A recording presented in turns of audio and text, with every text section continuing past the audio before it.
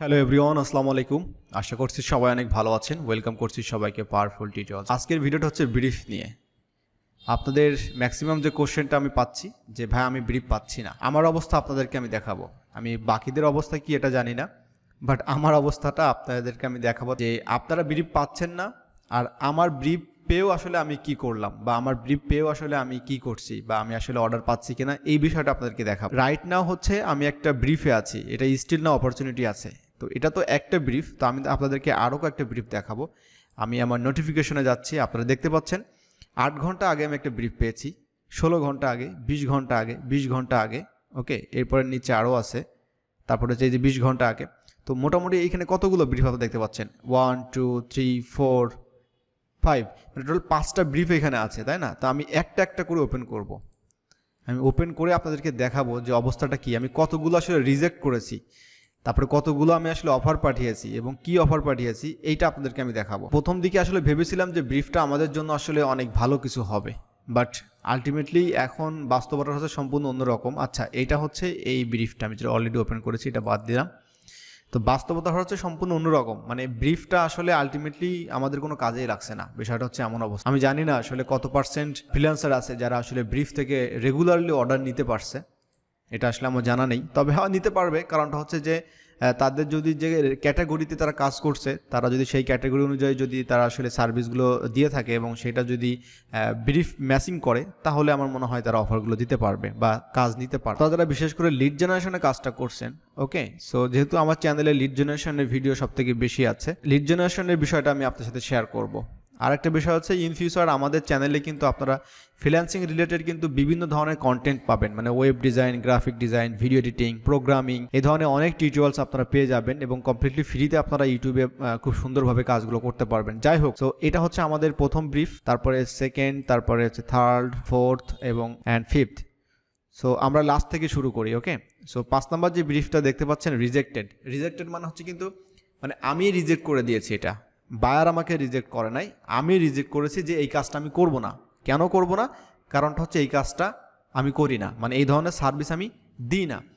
এখন আপনারা বলতে পারেন যে লিড জেনারেশন সার্ভিস লেখাই আছে, তাহলে যে কাজটা আসলো সেই কাজটা কেন আপনি করলেন না, বা কেন আমরা করতে পারলাম না? বিষয়টা হচ্ছে যে লিড জেনারেশনের মধ্যে যে কাজগুলো আসে, আমি যেটা দেখেছি মানে আমার এক্সপিরিয়েন্স থেকে, এবং আমার যদি টিউটোরিয়ালগুলো আপনারা দেখেন, ফলো করেন, তাহলে আপনারা বুঝতে পারবেন যে ব্রিফের ম্যাক্সিমাম কাজ হচ্ছে মানে ফেসবুকের পেইড বিজ্ঞাপন, এই রিলেটেড কাজ হচ্ছে এই লিড জেনারেশনের আসছে।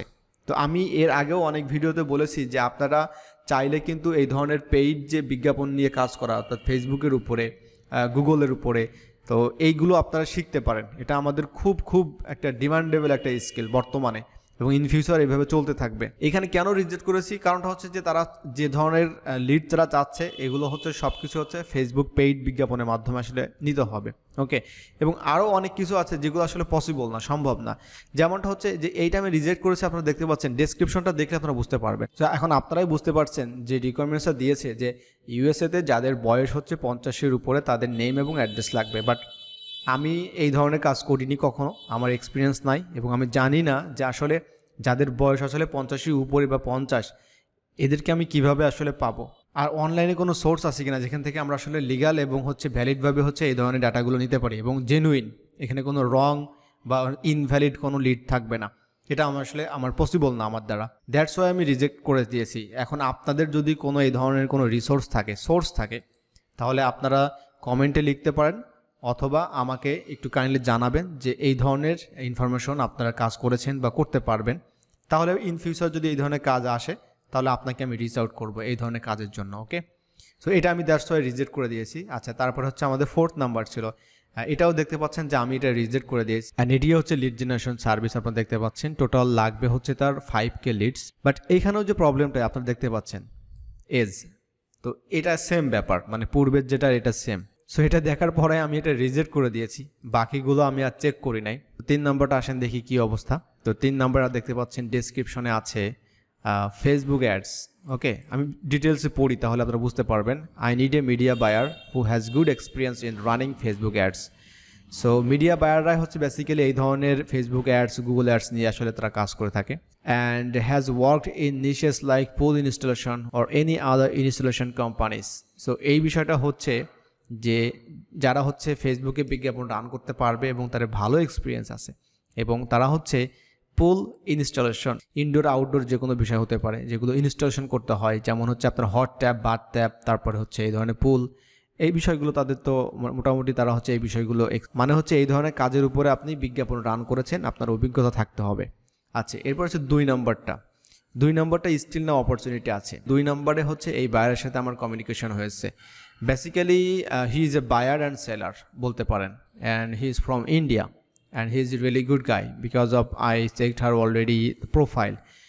তার প্রোফাইলে আমি দেখলাম ভালো কিছু রিভিউজ আছে। বেসিক্যালি তার হচ্ছে একটা এসইও এজেন্সি আছে অ্যান্ড তার হচ্ছে 200 লিডস দরকার ইউনাইটেড স্টেটস থেকে, অ্যান্ড কোম্পানিতে এমপ্লয় হতে হবে 2 থেকে 10, অ্যান্ড তাদের ইমেল দরকার ওনার, এবং তার কলেজ বা ইউনিভার্সিটি নেম দরকার ওই ওনারের। ওকে, তো এটাই হচ্ছে আমাদের B2B লিড জেনারেশনের একটি রিকোয়ারমেন্টস, একদম পারফেক্ট রিকোয়ারমেন্টস যে আমরা এই ধরনের কাজগুলো করতে পারবো। আমি এইটা নিয়ে তার সাথে কথা বলেছিলাম, বাট আনফর্চুনেটলি আমি এটা অর্ডার পাইনি। So it was A my bad. এখন মাই ব্যাড কেন হচ্ছে, কারণ হচ্ছে আমার তো কপালে আসলে নাই, মানে তার সাথে আমি যে কাজ করে কিছু আর্ন করব এটা কপালে নাই, রিজিকে নাই, আপনি যেভাবে আপনি ব্যাখ্যা করেন না কেন।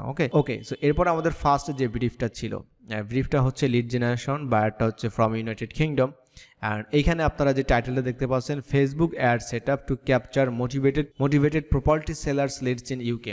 সো সেম প্রজেক্ট, অর্থাৎ আমাদের এই যেটা প্রজেক্টটা ছিল আমাদের ফেসবুকে বিজ্ঞাপন নিয়ে, সেম আমাদের এটা ফেসবুকে তাদের অ্যাড সেট আপ করে দিতে হবে এবং এটা হচ্ছে রিয়েল এস্টেট একটা বিজ্ঞাপন রান করতে হবে। তারা যারা ব্রিফ পাচ্ছেন না আর আমরা যারা ব্রিফ পাচ্ছি, তো আপনাদের আমার মধ্যে কোনো পার্থক্য নাই, মানে আমি ব্রিফ পেয়েও আসলে কোনো কাজ পাচ্ছি না। এখন এটা হতে পারে আমার ক্ষেত্রে, অথবা অন্য কেউ ভালো কাজ পাচ্ছে। আমাদের মেন ফোকাসটা রাখা উচিত হচ্ছে আমাদের গিগ এবং আমাদের গিগ মার্কেটিংয়ের ক্ষেত্রে। সো এই অনলাইন প্ল্যাটফর্মে আমাদের আসলে হোপলেস হওয়ার কোনো অপশন নাই, বাট অপশনস আছে হচ্ছে মাল্টিপল কাজের।